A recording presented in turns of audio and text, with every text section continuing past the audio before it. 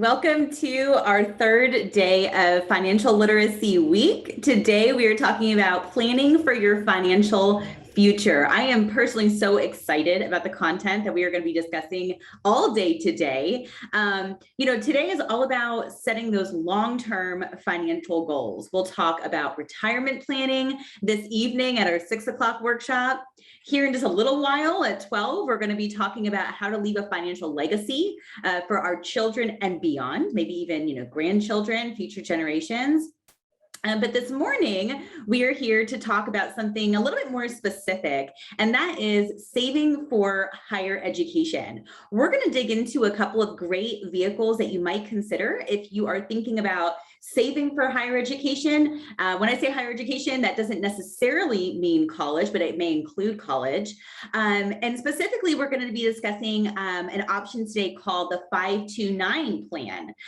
So if you're familiar with that, if you've heard of it, drop us a note in the chat. We want to make sure this is an interactive, participative conversation with you all here this morning. My name is Blaine Cowart. I am the Vice President of Homeowner Services here at Dallas Area Habitat for Humanity. It is my great pleasure to lead our Homeowner Services team. And we have Christian Marquez with us as well, one of our homeownership counselors. Hey, Christian. Hey, Blaine. Good morning, everyone. Thank you guys for joining. Good morning. Good morning. If you know Christian, give us a shout in the chat. Maybe he's your counselor, maybe he's working with you. Give him a shout out in the chat box. So today we're going to be talking about what is encompassed in a 529 plan, why you might consider opening a 529 plan, especially if you're a parent, and hopefully we can get all of your questions answered. Today's session, like I said, hopefully will be interactive. We want to hear from you. So we hope that you have questions on this topic. If you do, please drop those questions either in the chat box or use the Q&A feature at the bottom of your screen. And Christian and I will get to as many of your questions today as we possibly can. So without further ado, I'm going to go ahead and share my screen with y'all. So what exactly is a 529 plan? If you've heard of a 529, again, tell us in the chat box, or if you haven't heard of it, this is brand new information. I'd love to know kind of who we have in our session today in terms of what you guys know on this topic.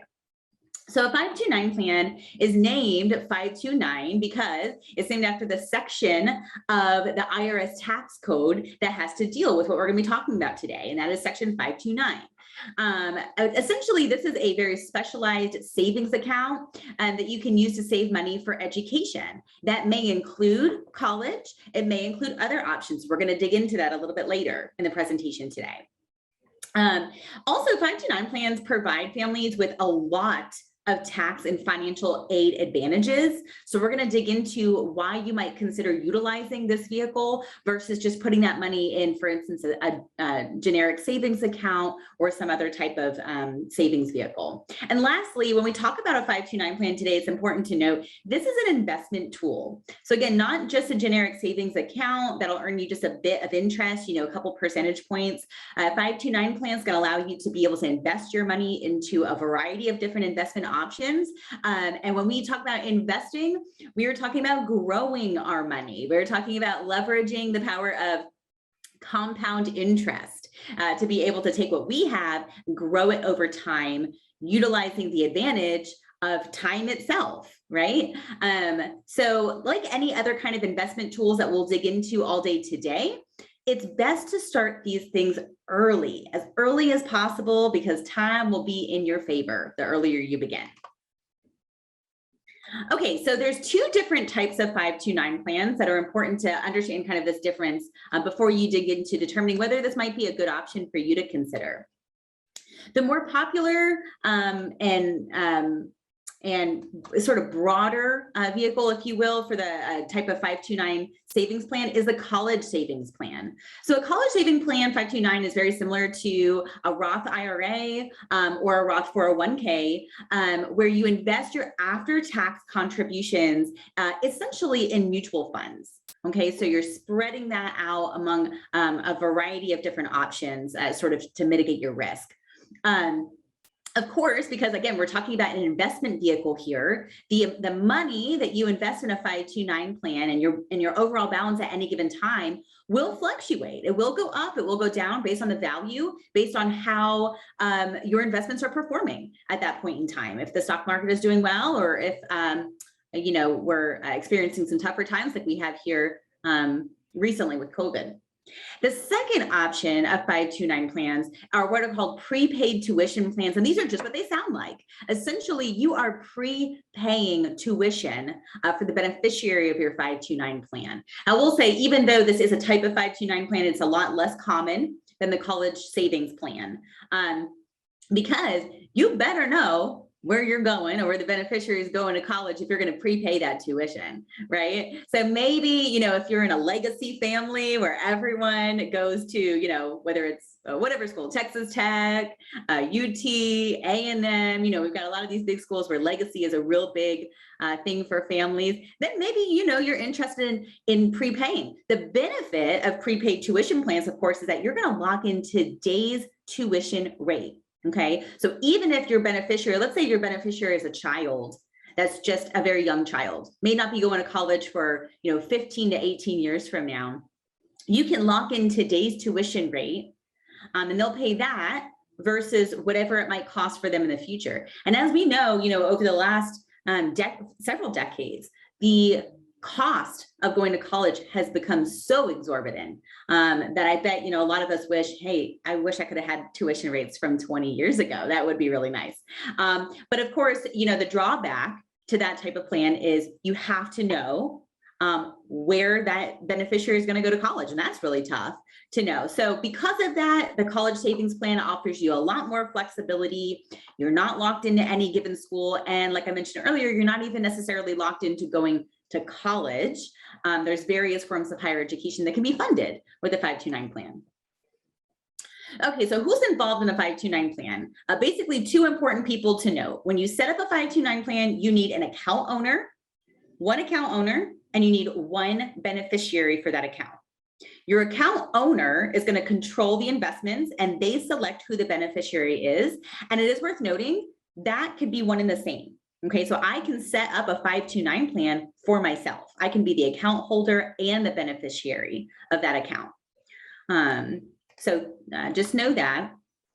Okay, what can 529 plans be used for? A wide variety of things. So on this chart, we're going to get into detail about what can and cannot be used. So first of all, tuition and fees, probably the most straightforward, right? So when we talk about higher education, the first thing that comes to mind for a lot of people is college and college tuition. Again, the amount of college tuition right now is sky high. It can be really cost prohibitive for those of us, thinking of going to college or thinking of going back to college. With 529 plans, it is what is considered a qualified education expense, meaning as long as you utilize the money in your 529 account for this type of specific expense, then you will reap the tax benefits and not have to deal with any penalties. And we'll get into what those penalties are, here in a second, so we can make sure you're proactive in avoiding those. So tuition and fees, yes, that is eligible.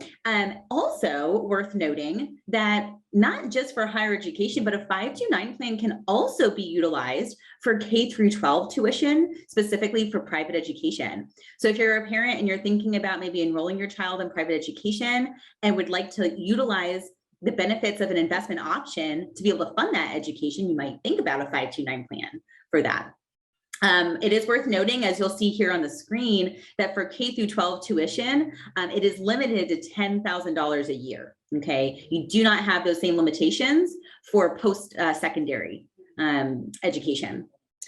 Books and supplies, as long as those books and supplies are utilized for courses in which you're enrolled or the education that you're taking, then those are considered a qualified education expense.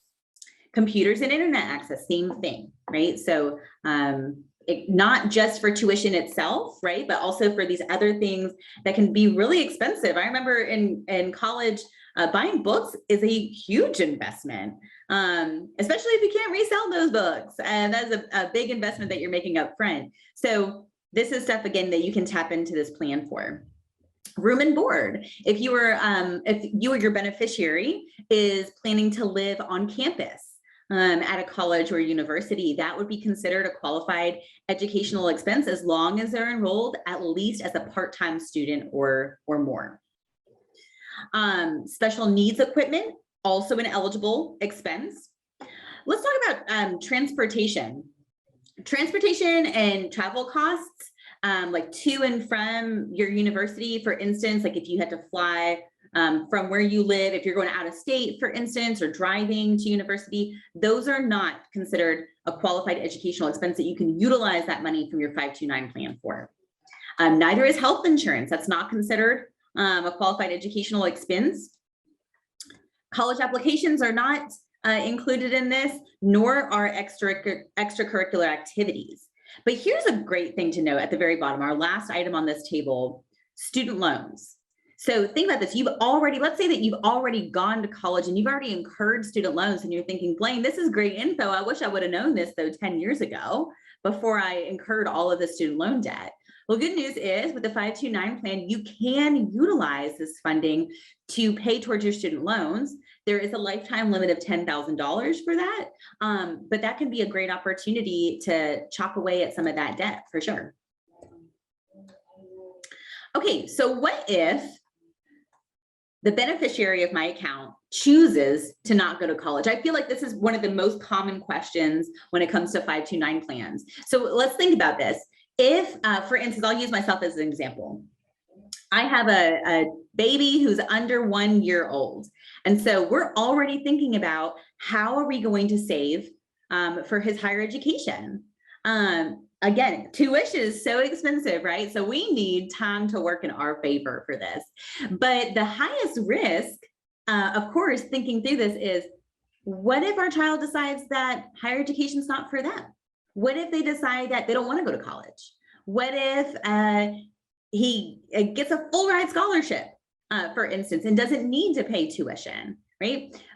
So I feel like this is the number one concern that people have is I don't want to, waste that money or invest it for it not to be utilized in the way that I intended down the road.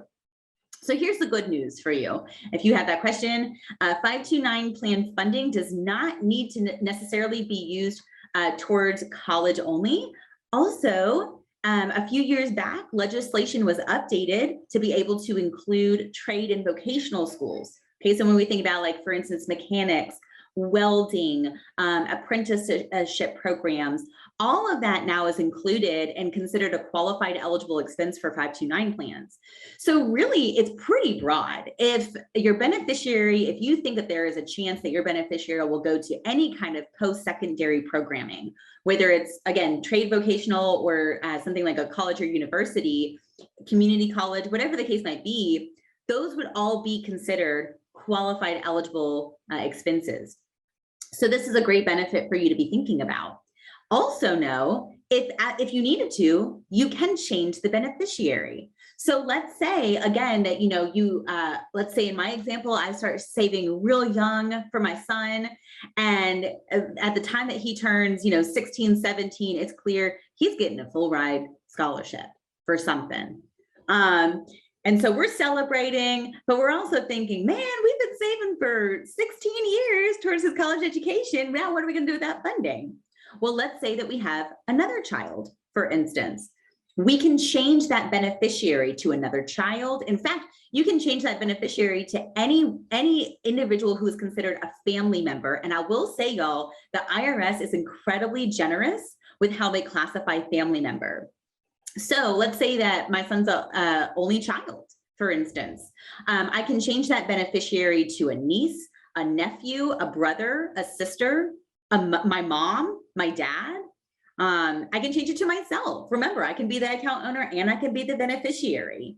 So there's never really a big concern about, that money is going to go completely to waste. Chances are you're going to be able to help somebody achieve that goal. Hopefully it's the beneficiary you intended it for, but sometimes life throws us curveballs and things that we aren't expecting. And so luckily the IRS gives us some latitude, some flexibility here on how we can utilize that. As a last resort, here's the other thing. Let's say that your beneficiary, for whatever reason, cannot utilize the funding that you've saved for them in the 529 plan, and you don't know anyone else. Let's say you don't have anybody else that you're interested in funding that opportunity for with that funding, you can withdraw that funding. That money is still yours. Just recognize, think of this kind of similarly to those of you who might be contributing to a 401k, right? Think about with a 401k, if we utilize that money that we have set aside specifically for retirement for something other than retirement, what happens? We get penalized, right? We pay a penalty fee. So same thing with this. 529 plans are structured somewhat similarly to something like again, like a Roth IRA, a retirement planning vehicle, to where it's used for a very specific purpose, right? So in the case of 529s, if you're withdrawing that money and you're using it for just for funding for yourself and you're not going to fund anything educational related, you are going to pay a penalty for doing that. And that penalty is a 10% penalty on the amount of money that you're withdrawing, plus you would pay tax on any earnings. Again, this is an investment vehicle, right? And so presumably you've earned on that money over time, and you will pay tax on that money once you withdraw it, at the moment that you withdraw it. And this is only, remember, this is only if you're withdrawing for a non-qualified expense, okay? This does not apply. You're not going to pay tax on this if you're actually utilizing this for the purpose that it was created for, which is funding education. And we did talk already about how you can utilize this as well for K through 12 tuition, and additionally for student loan repayments. Okay, so let's dig into specifically some of the benefits. And really, this could be a very long slide because there's so many benefits to 529 plans. I really strongly encourage any parents who are on today's call, no matter what the age of your child is, if you're thinking about trying to support them with funding their education in part, this is a great way to do this. So many benefits to these plans. First of all, having a 529 plan, opening a 529 plan makes it so incredibly easy to save. There is so much data out there around how when we make our savings automatic and something that we do not have to think about, the chances that we attain our financial goals are extremely higher than they would be otherwise. And so this is a great way to do that. Just like any other kind of savings vehicle with your 529 plan, you can, and I strongly recommend that you do, set up automatic withdrawal from your paycheck, making sure that money comes straight out. Also, this is a great way to encourage grandparents, maybe aunts and uncles, friends, whomever, to be able to gift money to the beneficiary. Let's assume that beneficiary is a child for the case of that example, right? If my child's a beneficiary, maybe for his birthday, you know, I ask grandparents, in lieu of a gift, in lieu of a toy, would you be willing to fund something towards his education? And you'd be surprised, y'all. A lot of these 529 plans now have some really wonderful and easy to use websites, gift cards, so you can make it feel special. It's not just like a ghost donation into an account that's nothing tangible. They make it really special, something that you can gift that beneficiary that you know makes them know that you've contributed for their education. Also, a huge benefit of a 529 plan is that you can open this type of account at any time. Okay, there's no age limit. Just like there's no age limit in terms of when you can go back to education and reap the benefits of a degree. There's no limit as far as you know, a cap on age, anything like that, for opening up a 529 plan. So no matter how old you are, again, maybe you are, let's say maybe you're a grandparent and you've established this account for a beneficiary who's a grandchild of yours. And let's say that something changes and that grandchild chooses not to pursue higher education and doesn't have any qualifying expenses. You do have the opportunity, again, if you say, you know what, I'd like to go back to school, I'd like to enroll in a program, you're able to do that, no age limit. Third benefit that I want to talk about is the account owner. Again, remember, you have an account owner and a beneficiary. The account owner owns the account, not the child. This is distinct from some of the other savings options that we'll talk about briefly today in today's presentation. So you own, as the account owner, the account, And you have the opportunity to change that beneficiary, again, if they don't pursue higher education. With some of the other options that we'll talk about today, specifically custodial accounts, which is probably the other most popular option that families choose for saving for higher education, you do not have that option of changing a beneficiary. So this is a really big benefit for 529 plans specifically. And lastly, again, anyone can contribute, not necessarily just you as the account owner, but friends, family, whoever can gift towards that account. Lastly, and most importantly, there are so many incredible tax benefits to 529 plans. Number one, your contributions that you make to this savings vehicle are after tax. So that's number one. Number two, your earnings are going to accumulate on a tax deferred basis, meaning you don't pay taxes on that as you're making deposits over time into your account. Okay. And then qualified distributions from a 529 plan, again, qualified, right? So we went through earlier what those qualified expenses are, things like tuition, books, computer equipment, right? That type of thing, K through 12 tuition, student loans. Those qualified distributions are entirely tax-free, okay? So meaning when you go to pull that money out, you don't have to pay taxes on it. How nice is that? Okay, so now you've saved that money tax-free, just like, again, if you're utilizing a savings vehicle like a 401k, there's a lot of similarities there. So this is hugely beneficial if you think that there's any chance whatsoever that you might be interested in helping fund higher education for a beneficiary or multiple beneficiaries. This is definitely an option that you want to make sure that you look into. Okay, so how to choose a 529 plan that works for you. So here's how it works, y'all. The 529 plans are generally run by the states, by different states, and you do not have to pick the plan of your state. So if you live here in Texas, like Christian and I do, you don't have to go with Texas's 529 plan. You can go with any state's 529 plan. Now we'll say some of the plans have a distinct difference in terms of an income tax benefit. About 35, I think 35 states plus DC, something like that, offer this benefit. But again, assuming most of our attendees today here are in Texas, like we are, then that is not going to affect you, right? Because we don't pay income tax here in Texas. But if you live in a state that did pay income tax, know that there's also benefits for you in using a 529 plan in that regard as well. 529 plans, these are investment options. So they do have fees that are run behind the scene. Make sure that you do your research and understanding, what the fees are associated with the plans that you're looking at. And of course, look for the plan that has the lowest fees.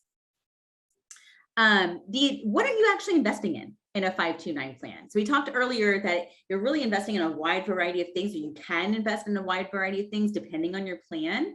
Again, when you select your plan, you'll be able to select the types of things that you're investing in based on your risk appetite, right? And so the types of things that are an opportunity for you to invest in a 529 include things like stocks, both US and international stocks, real estate funds, bond funds, money market accounts, okay, so which are pretty broad, right, and encompassing a lot of different options there, and cash. Some 529 plans offer the opportunity for you to invest in bank CDs as well. So lots of different options, but again, just like any other investment tool, you want to really analyze what is your risk appetite for this, and then based on what that is, and also not even necessarily just your risk appetite, but think about how old is your beneficiary. Are you starting when your beneficiary is super young, like, my son who's just a baby? Or are we thinking about this, but maybe our beneficiary is 15, 16 years old and realistically would be utilizing this pretty soon, right? So generally speaking, when it comes to risk mitigation for investment options, the longer term your goal is, the riskier, most of us will be willing to be. The closer we get to wanting to utilize that funding, the more conservative generally we're going to get with investment options. And that certainly holds true for 529 plans as well. And just like a lot of different retirement options, you do have the opportunity with certain 529 plans to utilize what's called a dynamic investment option. And what that means is that you do not need to feel intimidated as the account owner. And this is what I want you to know. If you're thinking about opening an account, you're thinking, but Blaine, I don't know what I'm doing. I don't know anything about investing in this, and I don't want to invest my money into something that I don't really understand. What if I lose money because I don't know what I'm doing? You do not have to worry about that when you're investing in these plans, especially something like a dynamic investment option. It will auto adjust for you. So you set these determinations at the beginning when you set your plan up, and then over time, you set it and forget it, y'all. It's very easy. Okay. So for instance, one example of this is an age-based asset allocation, meaning you can set up that trajectory like we just talked about, right? Let's say that you anticipate you have 15 years from the time that you set up your 529 plan to the time that you anticipate that your beneficiary is going to be wanting to utilize that money. Then you can set up an age-based asset allocation that's going to adjust over time for you to make sure that the closer your beneficiary gets to that age of maturity and the likelihood that they're going to dip into that funding, we want to make sure the most amount of that funding is there for them, no matter what the market conditions are like at that time. And also lastly, as you're shopping around for 529 plans, we suggest that you compare 529 plans based on their net performance after subtracting the fees. And I'll tell you, there is a really incredible resource that I highly recommend that you check out. This is a resource that we suggest and that most financial advisors would certainly suggest that you check out as well. And that website is savingforcollege.com. You're going to see that link on your screen, and we can drop it in the chat for you as well. But savingforcollege.com is going to allow you to go on and learn more in detail about 529 plans, maybe answer any more very specific questions that you may have about these plans and how they work.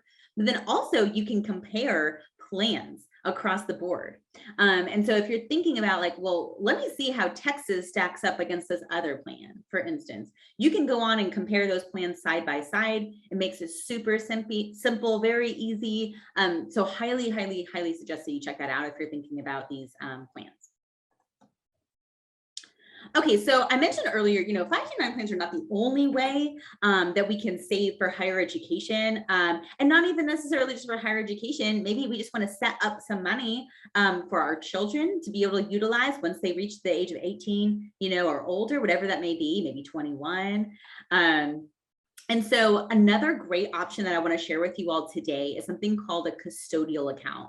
When you do your research on custodial accounts, you might hear them referred to by these acronyms that you see on the screen, a UGMA or a UTMA, okay? And so just know that custodial accounts, the main difference is that custodial accounts, the money that you save in that type of savings vehicle for your beneficiary, can be used for higher education, but does not necessarily need to be used for higher education. So let's say, for instance, you think, well, I want to save money for my children one day to be able to utilize if they wish to go to school, or maybe when they graduate, maybe they're super entrepreneurial and want to start a business, for instance. Maybe they're going to opt not to take advantage of higher education. Or maybe they want to pursue something that they're really passionate about. Maybe they are into the arts or humanity, something that, maybe they could use some money for, right? Custodial accounts are going to allow them to do that. If you're here thinking, no, Blaine, I want to fund education and education only, then a custodial account probably isn't for you, right? 529 would probably be more up your alley. Because custodial accounts are going to give your beneficiary latitude and what they can utilize that money for. So it really boils down to really understanding your beneficiary, understanding your goals of why you want to be saving this money and what you want it to be ideally utilized for, and how sort of strict, if you will, you are on how you want that money to be allocated one day.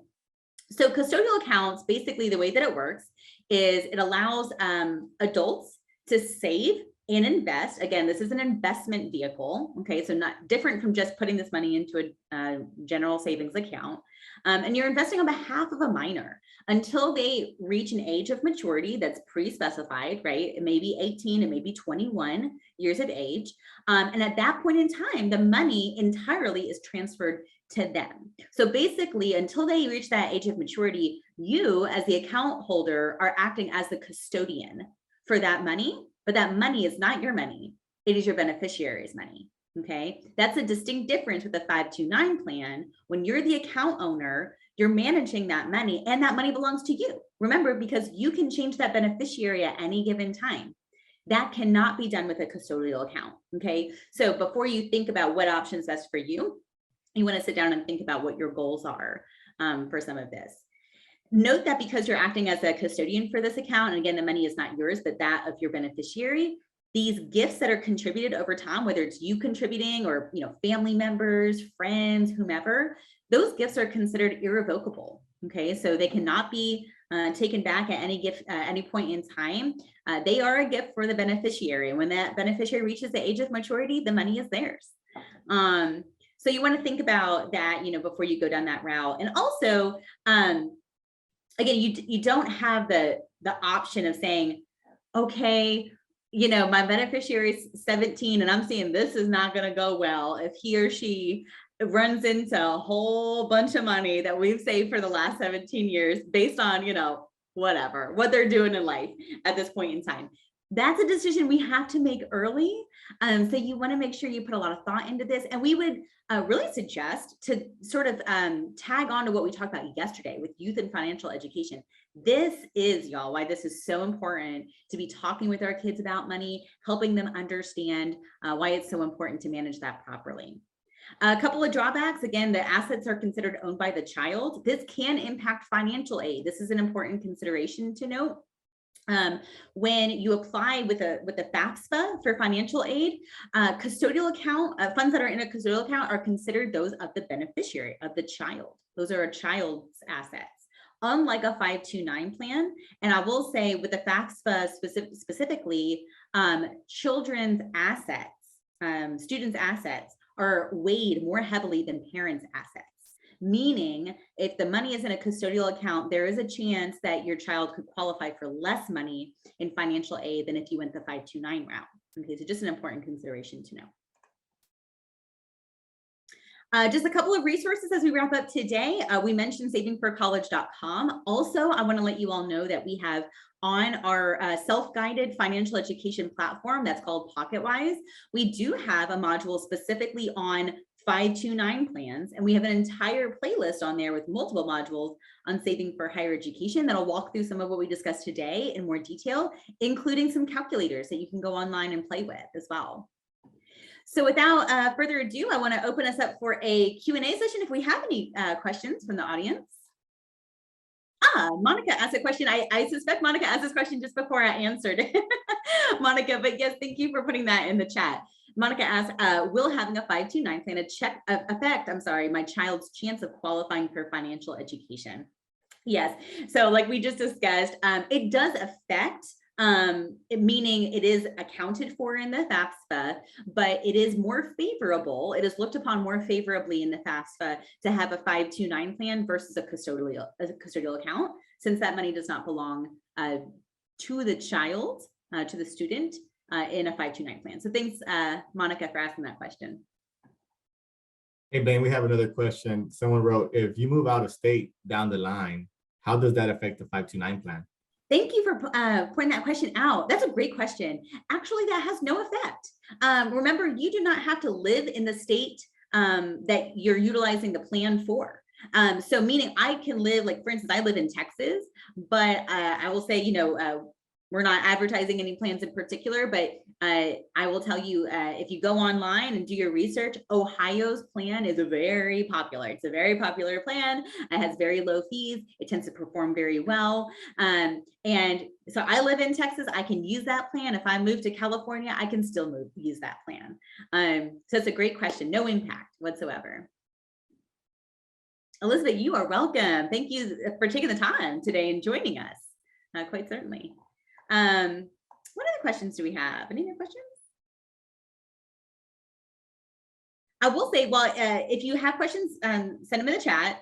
Otherwise, I'll let everyone know our next session today that we have is going to be at noon. This is going to be a really incredible session. I really hope that you guys can join us for it. We are talking about leaving a financial legacy, and we are bringing on Lawrence Smith, who is a certified financial planner and a business owner here locally, who's going to come and talk to us about how we can be intentional in setting up our future generations for success. So we'll talk a little bit about, briefly on some of what we touched on this morning, but then we're going to dig more into also estate planning, wills, trusts, how we protect, not just set up our children for success and future generations, but then how we protect that money as well. So be sure to join us.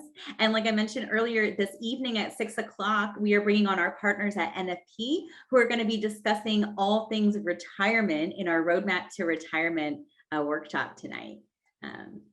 Oh, I see another question. I'll get to this. Let's see. Raquel, thank you for sending this in. Raquel asks, how aggressive should one be when selecting the investment option for a person a few months out or 5 years out? I think that's a great question, Raquel. Honestly, this is a personal decision, to be very honest with you. Just like anything else with investment, making decisions, this is going to be based on your personal risk appetite.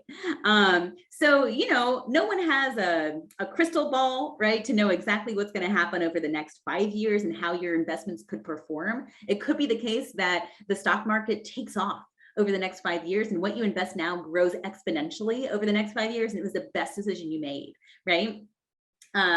Contrarily, there was a lot of folks I know that, were right on the cusp of, maybe retirement or entering the age for higher education just when COVID hit. The market tanked, and they were like, oh, okay, I was really hoping to do this now, but it's not a good time for the market, right? So there's always some unknown factors in the market. Generally speaking, in general, we would say, as you get closer to your goal, you want to be more conservative, right? But 5 years is still a decent amount of time, Raquel, is what I would say. It's a lot different than, 1 year out. So there's still time. Remember that, when it comes to things, all things investing, not just 529 plans, but this goes for retirement as well. There will be fluctuations. There's going to be ups and downs. The worst thing that you can do when it comes to investing is become scared when you see that value dip, okay? And pull out then. That's the worst thing you can do. You always want to ride out the storm. There's going to be downs, but there's also going to be some incredible ups.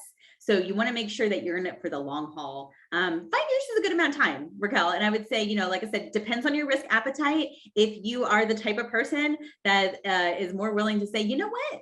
I'm willing to take the risk. I'm willing to invest a little bit more heavily and know that I might endure some losses for the next 5 years, but I also might walk away with way more money than I would have if I just stuck this in a savings account, right? Then go for it, is what we would say. And do your research. Again, do your research on the plans. Make sure that you know how well that these plans are performing before you sign up for a plan. Do your research on that, and visit savingforcollege.com to be able to do that in more detail. All right, y'all. Well, without any additional questions, we will wrap up today. Thank you all so much for joining. We want to remind everyone that this session and all of our sessions this week are being recorded. They will be available on demand after the event. We've got 2 more days. Tomorrow is our keynote speaker. Tomorrow, Thursday, April the 7th at 12 p.m. We will be here with Bola Sukumbi of Clever Girl Finance. She is incredible. If you don't know her, I promise you, you do not want to miss a session. So hopefully we see you then. Until then, y'all take care. Have a great Wednesday.